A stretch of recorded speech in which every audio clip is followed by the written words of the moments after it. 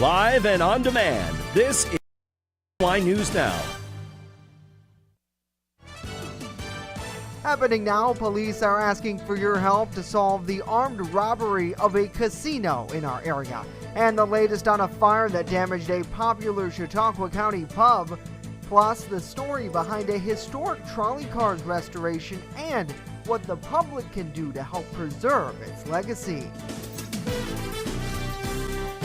Live and on demand, this is WNY News Now. Thank you for joining us for WNY News Now. I'm Justin Gould. Those stories and more are coming up. But first, we start with today's top story.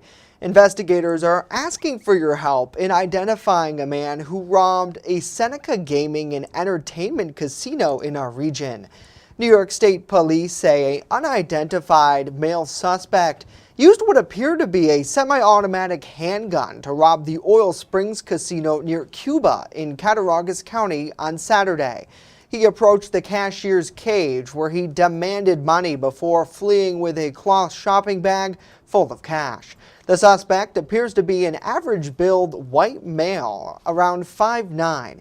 He was wearing a camouflage shirt, hat, mask, dark sweatpants, and black sneakers with white trim at the time of the crime.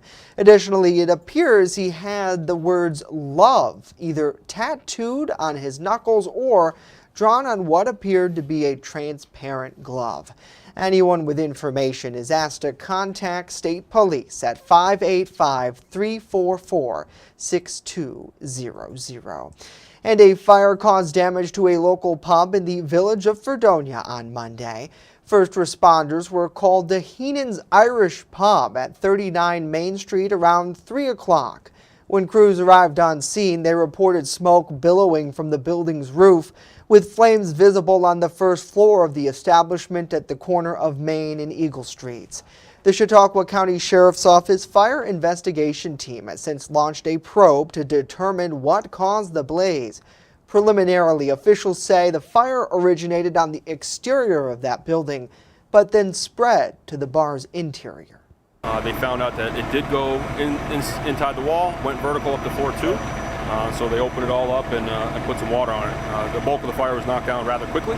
A lot of the extra work that you saw here, we're here probably 2 hours after, is all extensive overhaul to open everything up and ensure the fire is indeed out. The Fredonia Volunteer Fire Department was assisted by firefighters from Dunkirk and Sheridan. Luckily, no injuries were reported. The 2022 Lucille Ball Comedy Festival kicks off tomorrow, and local businesses are gearing up for the thousands of tourists esteemed to make a trip here to the Jamestown area. Our Bronson Rasmussen hit the street today to see what preparations are underway. Justin, the Lucille Ball Comedy Festival is just around the corner, which has historically seen thousands flood this area. And we took a look at what local businesses are doing to prepare for this income of tourism. The Legislature Center of the Arts is among those preparing for the projected thousands of people that will descend on downtown Jamestown. When the population gets bigger here during the comedy festival, we spruce things up outside and indoors. We just painted our stage floor in a couple other areas just to clean it up a little bit as we do before most events. Overall, those with the Legislature want visitors to take home new experiences. Having a live theatrical experience is just wonderful. For some folks, it's the first time that they're coming to a theater. For other folks, it's the first time they're coming to see stand-up comedy. Just down the street from the Legislature sits the Hotspot Cafe, where owner Hector Alvario has already seen some interest in the comedy festival. We're ready for them. A lot of beautiful people are coming into town, people coming in from all over the place. I've talked to people already who've been here all week. They've been here, they came in Monday, Tuesday, they're all over. They're coming in over the weekend, they're gonna be here all week. It's gonna be a crazy week, and Jamestown knows how to put it together. Jamestown does a nice job when they put a festival together, and this one, it's gonna be a big one. So people get ready for it, come down. The cafe itself will stay open longer, have live musical talent, and many other treats for Jamestown visitors. The restaurant's gonna be open. We're gonna be outside serving, I think we're doing hot dogs, hamburgers, stuff like that. We're gonna set up another car. We have a lot going on. Now everything kicks off here at the Legislature Center of the Arts, Wednesday the 3rd at 7 p.m. for the stand-up showcase. Reporting in Jamestown, Bronson Rasmussen, WNY News Now. All right, Bronson, thank you very much for that update as things are really starting to come together. Well, to much the dismay of public facility workers, the Chautauqua County Legislature has approved a new commission to oversee the county's landfill.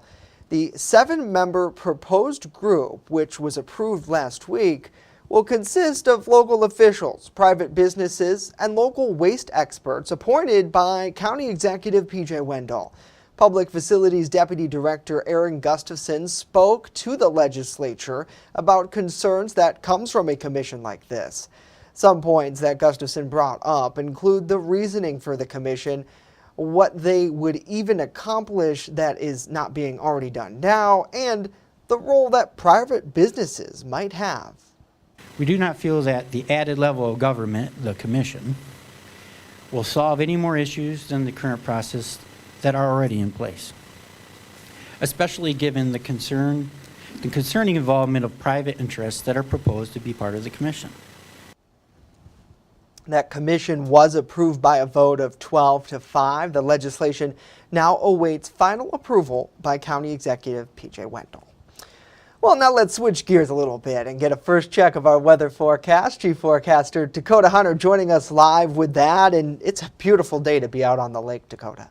Yes, it is. The temperatures are down for today. It is an overall nice day, and but we're going to have a little bit more humidity to go through here throughout the week. You can see those clouds filling in. We call this, again, mostly cloudy, the same thing we talked about during the show yesterday. And the rainfall totals yesterday, again, was well needed. Most of this was through the overnight hours. French Creek at a little less than 3/4 of an inch. Mayville, again, the same thing, a little more than 1/2 an inch there, also in DeWittville. This is my rain gauge measurement at my house, 0.27, a little more than 1/4 inch, and Fredonia about a little more than 1/10 of an inch. So all that rain has exited out for today, but we've still got some clouds filtering on in. So again, there will be some filtered sunshine at times. 77 was the high yesterday, started the day at a pair of 6s, 93 and 35 are the records. So through the afternoon, a good amount of clouds, some peaks of sunshine, cooler. There will be a small chance for a shower. It's about a 20 to 25% chance, but most everybody dry. 69 to 76 with that northwest wind. Now the humidity up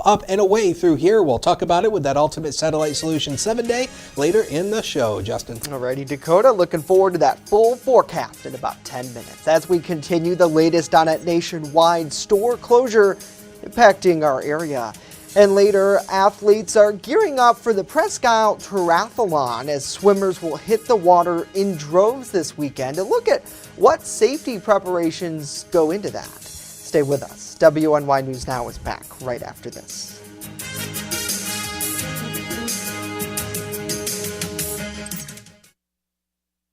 You're watching WNY News Now, your source for breaking news. What is going on, my New York friends? My understanding is that you're in school for a little bit longer than most people, but I got some good news for you. Where are you going to be on September 10th? In Jamestown, New York, with me at 7 o'clock at the Reglena Theater, and you can get your tickets at reglena.com, REGLENNA.com. Make sure that you grab those now. It's going to be so much fun. Jamestown, New York, September 10th. Come and have fun with me.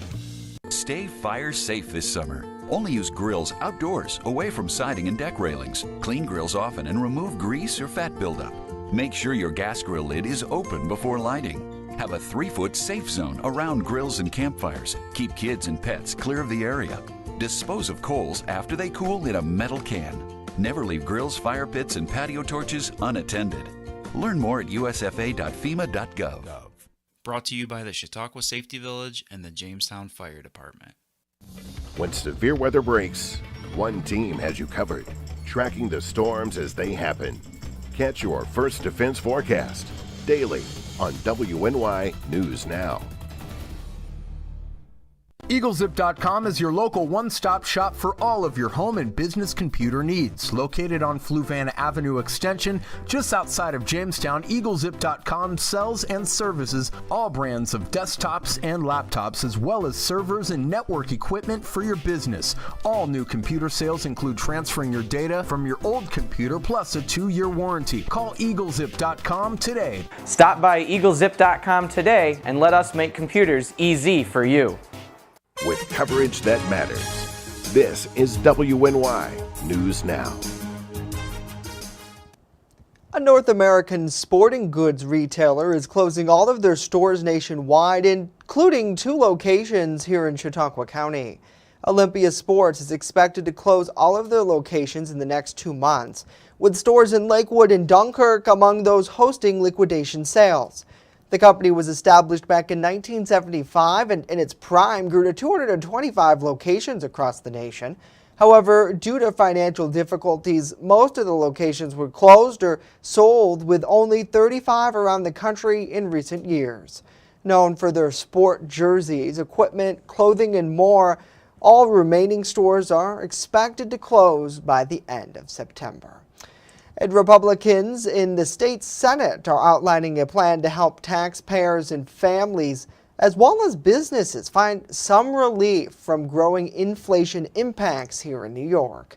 Senate Republican leader Robert Ortt unveiled the report yesterday, shining a light on the true struggles of everyday New Yorkers. It highlights where and how much prices have increased, how income, wages, and household budgets have been impacted, and analyzes overall customer sentiments. 10 key solutions were outlined, including enacting a permanent cap on runaway state spending, providing targeted tax relief, and reducing the costs of health care costs farmers face in efforts to strengthen the workforce here in New York. And Governor Kathy Hochul has announced $682 million have been awarded to create or preserve more than 1,600 affordable homes across the state. The governor's office says the money will further local economic development efforts and reduce homelessness. The awards are part of Governor Kathy Hochul's plan to make housing more affordable and stable. The governor has introduced and successfully secured in the 2022-23 budget a new $25 billion 5-year comprehensive housing plan, which will increase housing supply by creating and preserving 100,000 affordable homes across the state, including 10,000 with support services for vulnerable populations, plus the electrification of an additional 50,000 homes. Athletes are gearing up for the Presque Triathlon as swimmers hit the water in droves this weekend. The major athletic event comes after a woman had to be pulled from Lake Erie while trying to swim from Canada to our shoreline. Erie News Now's Elvis Meisner has more on the preparation that goes into these kind of swims. And here's from the athlete who attempted to make that journey herself. And so it was really hard, but it was the right one. Just 24 hours ago, Jean DeBonis was swimming across Lake Erie, hoping to make it to Northeast. It was devastating. I mean, I can't say that I wasn't unhappy that I wasn't going to be able to finish, because the whole swim I imagined climbing out of the water at Freeport Beach. With just over 2 miles to go, DeBonis and her team made the decision to end her marathon swim due to cold temperatures, a lack of progress, and changing water conditions, ultimately putting her health first. Everyone wants to win, everyone wants to finish, we get that, but sometimes Mother Nature just has other plans for us. And to have that third-party voice of experience that just says this isn't going to happen, especially last night with Janine's swim. I mean, she really went to the very breaking point. Local rescue units are on hand for these marathon swims. In case a swimmer is in distress, they're prepared to step in and help. There is a big difference between swimming in a pool and swimming in Lake Erie, and unfortunately the weather conditions had changed just after midnight last night, and they had to, for safety reasons, they had to stop the swim about 2 miles short of Freeport Beach. DeBonis said deciding to end her swim was a tough decision to make, but realizing putting her health and safety first outweighed completing the 24-mile swim. They were thinking, this is not healthy and we don't want, let's let's get out now and live another day and do this some other time. Elspeth Meisner, Erie News Now. Elspeth, thank you. Coming up, a bill that would help veterans who have been exposed to toxic burn pits stalling out. The move frustrating not only Democratic senators, but vets too.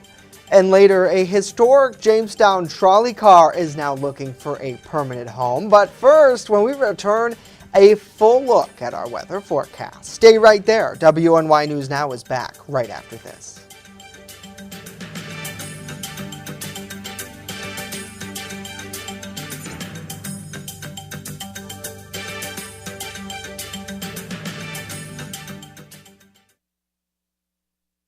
You're watching WNY News Now, where coverage comes first. There's an old saying, there's no news in the newsroom. Well, it's true. The time I spend at the anchor desk is just part of my day. Most of our time is spent gathering stories in the community, stories that matter to you. We can't do it alone, and we need your help. When you see breaking news or have a news tip we should know about, drop us a line on Facebook today, email our news desk, or call our newsroom at 488-7226 so we can bring those stories straight back to you. I'm a survivor. I'm a survivor. I'm a survivor. Testicular cancer is the leading form of cancer in men aged 15 to 35. 1 in 250 men will be diagnosed with testicular cancer. But 98% will survive if detected early. As a survivor, I believe early detection is the key. Learn how to do a testicular self-exam and other important facts about testicular cancer at oneball4tc.com. How prepared is your family if a hurricane shows up at your doorstep, or a flood, or a blizzard? You can't just turn away a natural disaster. That's why it's important to go to ready.gov/plan now. It has the tools and tips you need to make an emergency plan with your family. So if disaster comes knocking, let's go. You'll be ready to help keep your family safe. It's just a pizza. Yes. Make a plan today. You're watching WNY News Now, your source for breaking news. Fast, accurate, and every day. First Defense Weather. You don't know the things we talk about during the commercial breaks. But anyway, yeah, so, hey, how about this? Electrifying storms last night. Isabella, can't even read the graphic. Isabella sent this in to us last night. This is at the Barcelona Harbor, and a nice cloud to ground lightning strike as those storms moved on shore. And of course, if you have any pictures or videos of the weather, Hunters WX on Twitter, the First Defense Weather page on Facebook, and always use that hashtag MyLocalWX. And we needed the rain because, yeah, we still are in this abnormally dry drought condition across much of the southern tier, with a moderate drought condition still across portions of the eastern southern tier. The rain that we had last week ultimately did eliminate some of that drought condition, but we need more rain. And the good news here is the rain is going to be up and away by the time we go into Thursday and Friday. A 70% chance, 55% chance. We do have at least a scattered chance for a shower or storm through the weekend, but again, there will be plenty of dry time in between. Right now, it's partly sunny downtown, 69 degrees at the airport as the noon hour, a west wind of 14, a wind gust of 20, so it is breezy, but it's a more refreshing breeze. The dew point's still up a little bit at 61, but it is a little bit lower than what it has been, so we'll not call it crisp, but we'll call it more refreshing air. But yeah, the muggy meter also with the rain chances go up and away. By Thursday, we're back into that oppressive category, so it'll be feeling tropical around here Wednesday and Thursday. We do back it down slightly for Friday and Saturday. In terms of the temperatures, yeah, it looks like we're going to be above average here for at least the middle of the month here. This is the 6 to 10 day temperature outlook from the Climate Prediction Center. So the satellite and radar composite, we have a stalled front right across the region. And that brought us the rain and thunderstorms through the overnight hours. Severe storms down across Kentucky once again, and they dealt with some flooding issues. And so there comes another batch of rain. But around here, again, we may see a isolated shower through the afternoon, but most of us should be partly sunny. The clouds will start to break apart through the evening hours. This is by about 3 a.m. through the overnight hours. Some of this, what you see, is ultimately going to be fog. We are going to see some fog setting up through the overnight hours, so watch for that. For the morning morning commute burns off, then we should go mostly sunny for the afternoon hours on Wednesday, but it will be hot with temperatures in the upper 80s and dew points again up there as well. By the time we go into Thursday, we will see our next chance for showers returning by the end of the week. Now the next 7 powered by Ultimate Satellite Solutions. So there it is, mid to upper 80s through the day on Wednesday. Sticky storms on Thursday would be mainly in the afternoon. A few scattered showers and storms Friday. Limited sunshine Saturday and Sunday with a few showers at times. And it looks like we will stay in the 80s, Justin, through early next week. All righty, Dakota. Thank you. Some good relief today. And boy, like that lightning pick, that's $1 million once-in-a-lifetime shot. Yes. Really is. So good I to love Isabella on that one. Well, let's get some headlines now from around the nation, and it's a mission getting wide praise. A U.S. drone strike has killed a 9/11 planner who President Joe Biden says has targeted Americans for decades. The most wanted terrorist in the world now dead. The White House confirming the U.S. has killed 9/11 planner Ayman al-Zawahiri in a drone strike. President Joe Biden says the U.S. identified an optimal time to target Zawahiri about a week ago. He says the strike took place in Kabul, Afghanistan, Sunday local time. The White House says no civilians were injured in that attack. No American personnel were on the ground during it. A senior administration official says the White House tried to mitigate the risk to other efforts in Afghanistan. It's been trying to relocate Afghans who helped the U.S. during the war, and it wants to free various folks, including Mark Fletcher's. He's an American now being held hostage in that country. And Vice President Kamala Harris on Monday unveiled a $1 billion in federal funding to help combat climate resilience. She says the money will be used to fund things like underground water storage in California, power grid upgrades in Texas, and sea level rise protections in parts of Florida.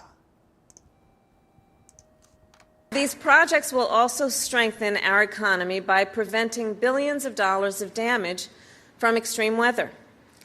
This $1 billion investment is double what our administration did last year, and as President Biden recently announced, next year we will be doubling that investment once again to more than $2 billion.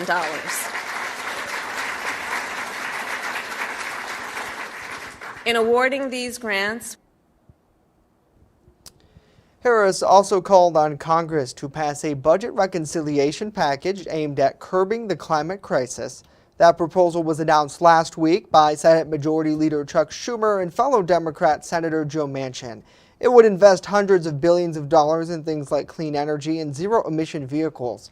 The package also seeks to lower health care and prescription drug costs. Well, staying in D.C., a bill that would help our veterans who have been exposed to toxic burn pits has stalled out in the Senate. The move frustrating to not only those in support, but the vets themselves. Our Washington, D.C. correspondent Rachel Knapp reports. Outside of the U.S. Capitol, comedian Jon Stewart and veterans make their presence known, holding up signs and calling on the U.S. Senate to pass the PACT Act, a bill that would provide benefits to veterans exposed to toxic burn pits. This bill can affect over 3 million veterans and create over 1 million claims. The high percentage of veterans that are dying from cancers, this is serious stuff. But the bill, which had strong bipartisan support, hit a bump in the road last week.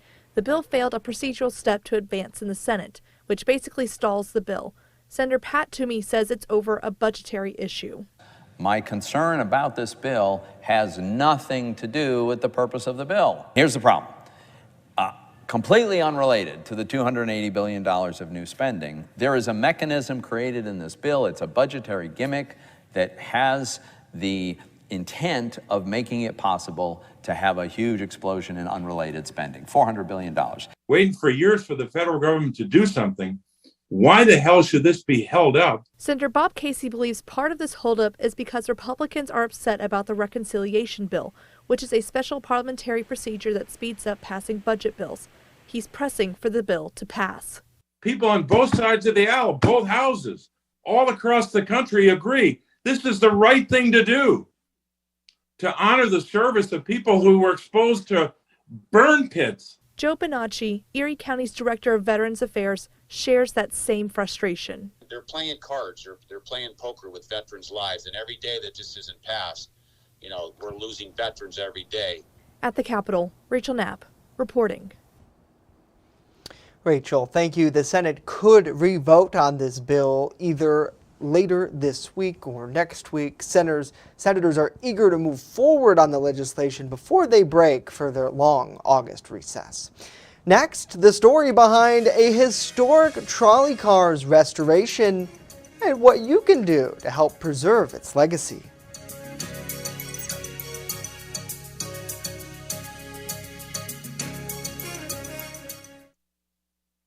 You're watching WNY News Now, where coverage comes first. There's an old saying, there's no news in the newsroom. Well, it's true. The time I spend at the anchor desk is just part of my day. Most of our time is spent gathering stories in the community, stories that matter to you. We can't do it alone, and we need your help. When you see breaking news or have a news tip we should know about, drop us a line on Facebook today, email our news desk, or call our newsroom at 488-7226 so we can bring those stories straight back to you. Slow down. Slow down and move over. Move over. When you see signs, Lights. Vests. please give us some room. Slow down. Slow down and move over. When you need help, It's our job To help you. to save you. despite the danger. This danger. This danger is real. Do your part. Please Slow down. Slow down. And move over. move over. Catch your first defense forecast daily on WNY News Now. Welcome back. A historic Jamestown trolley car is looking for a permanent home, a place where it can be on display for the public to see. Our Julia Gress shares the story behind the car's restoration and what you can do to help preserve its legacy. Bob Johnston, founder of the Jamestown Trolley Car Restoration Project, began efforts to restore car number 93 in 1996 after he located and acquired the old trolley car. Went out Thumb Road up near DeWittville and walked down this hunting camp road, as I call it, because the trolley had originally been a cottage on the lake once the trolley line went out of business, and it had become now a hunting camp. The person purchased the car from the cottage place and dragged it out into the woods where a bunch of his buddies would get together and go out hunting, play cards all night. Johnston, along with a few others, took on the momentous task of removing the trolley from the woods and bringing it back to Jamestown, 70 years after the city first purchased it. The trolley was then located at the old bus garage until it was moved in 2013 to the Gateway train station where restoration began. I take some credit, but not very much of it. Jim Mitchner was the main craftsman. I mean, he had worked in construction and he was very good with wood. And a lot of the wood that needed to be redone for this, he did most of that. I did a lot of the grunt work. You know, if we needed to find things, I found them. If we needed to help clean them up and do things. With the help of an endowment fund that has reached $18,000 after decades of donations, the trolley has been almost fully restored. However, Johnston must now find a permanent home for the trolley so that its history can be shared with generations to come. So now we're in the process of trying to figure out how we're going to pay for building a new building to put the car in to save what is pretty much the last remaining streetcar trolley car in Chautauqua County that actually transported people around. And yeah, I always say, if these walls could talk, I mean, it's just amazing the number of people. This is a Sweet Hill trolley, number 93, and it had to turn around up at Willard and Willow. Johnston hopes to be able to build a permanent home for the trolley, possibly at the Fenton History Center in Jamestown. Julia Gress, WNY News Now. Julia, thank you. A vintage book and paper sale will take place at Chautauqua Suites in Mayville this Saturday to support ongoing restoration efforts and future efforts to preserve the trolley. A $5 admission fee grants access to around 30 vendors with various historical goods, which will all be in attendance from 10 to 4.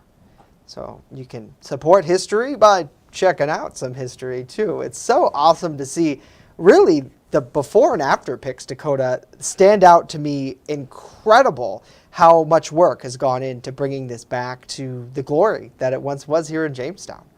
And I mean, I think all of us, it doesn't matter what generation we're in, I think all of us have heard stories about the trolley cars running, that used to carry people through the city. And I mean, just to be able to see the trolley car restored and to be able to step back in time to see like what it was like, I mean, is going to be amazing. That's exactly what you're doing.